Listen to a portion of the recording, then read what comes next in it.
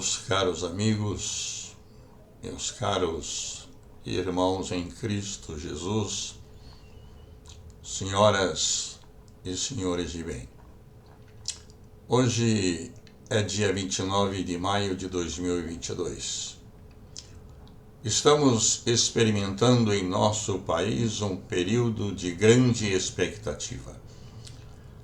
Fica cada vez mais próximo o dia em que decidiremos nas urnas o destino do Brasil como nação. O comunismo, desde que me conheço por gente, sempre foi uma ameaça para o Brasil. E neste ano, parece-me estar sendo ainda mais acentuada esta ameaça. Permita-me lembrá-los dos acontecimentos bíblicos e adequá-los ao nosso tempo, de forma a acalmar os vossos corações, especialmente dos mais jovens que eu, cujo futuro é sobremaneira importante. Não há absolutamente nada que aconteça no presente que a Bíblia já não tenha retratado esse mesmo acontecimento no passado. Israel, durante aproximadamente 410 anos, para uns estudiosos da cronologia sagrada, ou 320 anos para outros, Israel foi governada por 16 juízes, sendo o último o Samuel, também profeta em Israel. No ano de 1046 a.C., Israel estava sendo governada por Samuel, o último profeta e juiz, dos 16 que a Bíblia menciona como tendo sido constituído como responsável. No ano acima mencionado, o povo, em face de divergências com os filhos de Samuel, que seriam os prováveis sucessores do profeta, pediu a Samuel que nomeasse um rei para reinar a exemplo de outras nações. Samuel ficou muito desconfortável, segundo a narrativa bíblica, pois foi colocado em dúvida o seu governo, apesar de seus filhos terem agido errado e não ele, que sempre agiu com muita lisura e correção. Samuel então foi conversar ou falar com Deus sobre o pedido do povo. Deus determinou a Samuel que atendesse o pedido que foi feito, e o rei estaria sendo indicado ou escolhido por Deus. Assim está escrito na narrativa bíblica. Então todos os anciãos de Israel se congregaram e vieram a Samuel a Ramá e disseram-lhe: Eis que já estás velho, e teus filhos não andam pelos teus caminhos. Constituí-nos, pois, agora um rei sobre nós, para que ele nos julgue, como o têm todas as nações. Porém, esta palavra pareceu mal aos olhos de Samuel, quando disseram: Dá-nos o rei, para que nos julgue. E Samuel orou ao Senhor. E disse o Senhor a Samuel: Ouve, atende a voz do povo em tudo quanto te dizem ou te pedirem, pois não têm rejeitado a ti, antes estão rejeitando a mim, para eu não reinar sobre eles. Isso encontra-se lá em 1 Samuel, no capítulo 8, dos versos de 4 a 7. E Deus escolheu a Saul, o menor, o mais incapaz, da menor tribo de Israel, a tribo de Benjamim, e mandou que Samuel o ungisse como rei. E Samuel assim o fez. Mas o desconforto de Samuel continuou, sentindo-se rejeitado pelo povo, e Deus o consolou dizendo: olha, não rejeitaram a você, mas a mim é que rejeitaram. E Samuel pôs-se a examinar as Escrituras para dar as instruções ao escolhido como rei. E qual não foi a sua surpresa ao encontrar lá no livro em Deuteronômio, no capítulo 17, dos versículos 14 a 17, quase 410 antes, Deus já havia dito a Moisés que haveria um dia em que o povo pediria um rei. Deus já sabia. Deus já sabia, 410 anos antes, que o povo pediria um rei. E Samuel encontrou assim escrito Deus falando a Moisés: quando entrares na terra que te dá o Senhor teu Deus e a possuíres, e nela habitares e disseres: porei sobre mim um rei, assim como tem todas as nações que estão em redor de mim, porás certamente sobre ti como rei aquele que escolher o Senhor teu Deus. Dentre teus irmãos porás rei sobre ti, não poderás pôr homem estranho sobre ti que não seja de teus irmãos. E foi esta a instrução que Samuel deveria transmitir ao escolhido como rei.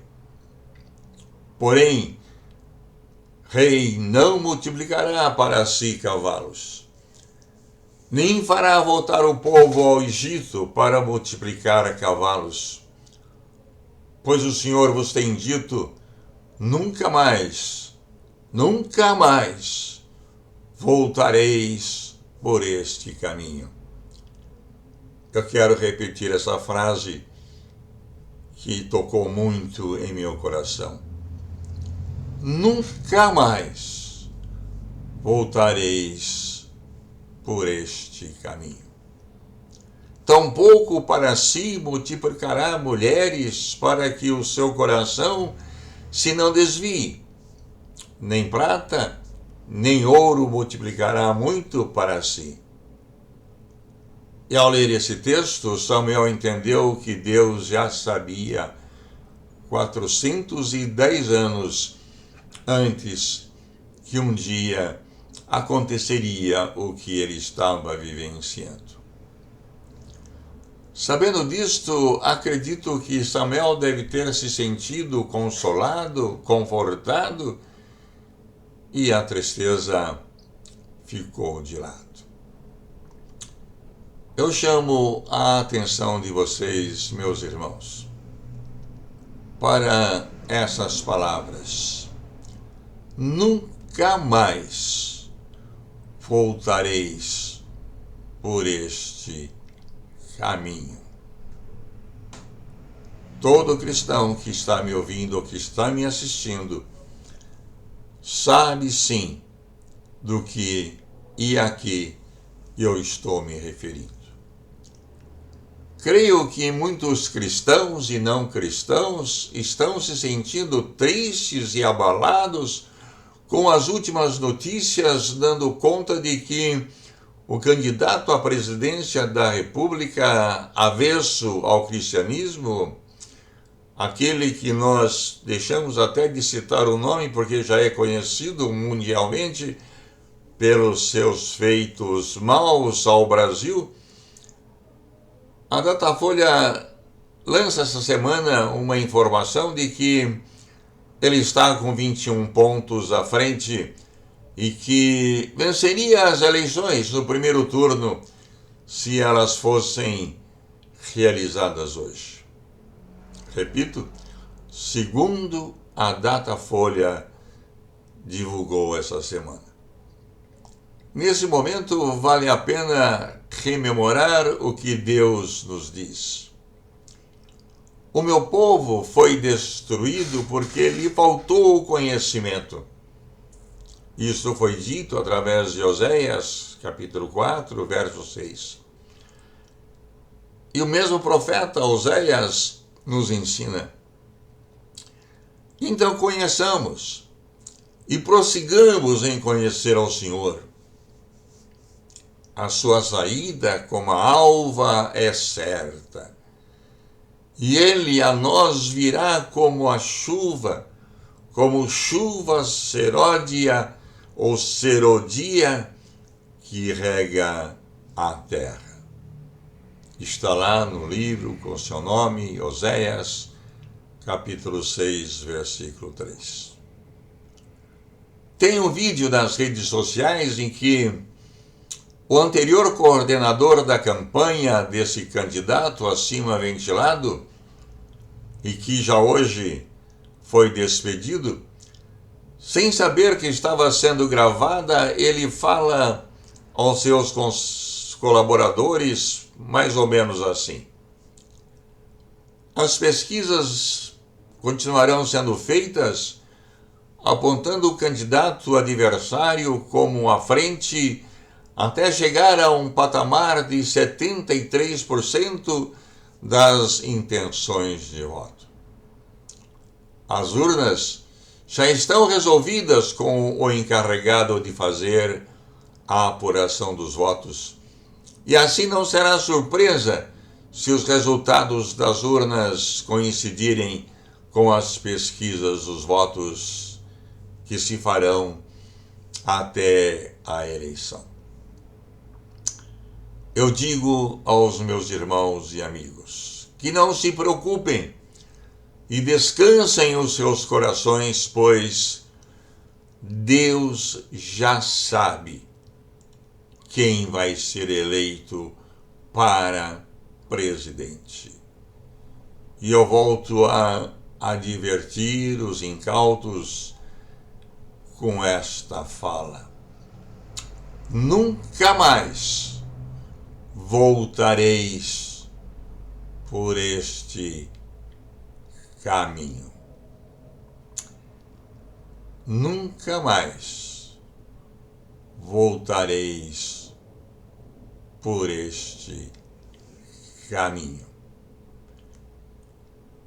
Eu afirmo com toda a confiança que tenho na palavra de Deus, o livro sagrado,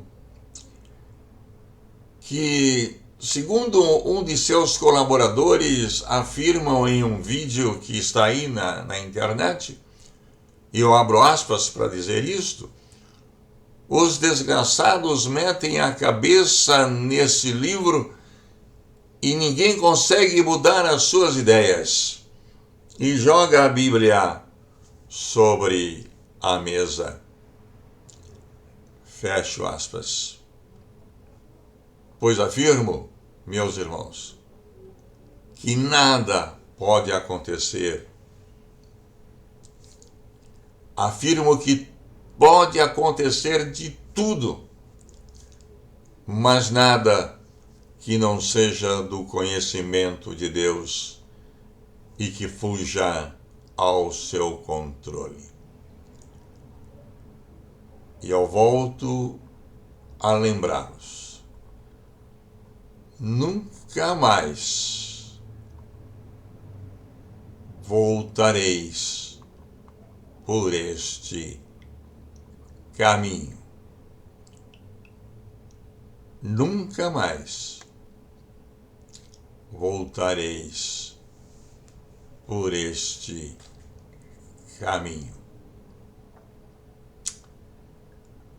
Não há nada de novo que não esteja registrado no livro que é a palavra de Deus e que os nossos adversários do cristianismo tanto rejeitam e querem mudá-lo, contextualizá-lo, segundo eles, para atender aos seus próximos ou seus próprios interesses.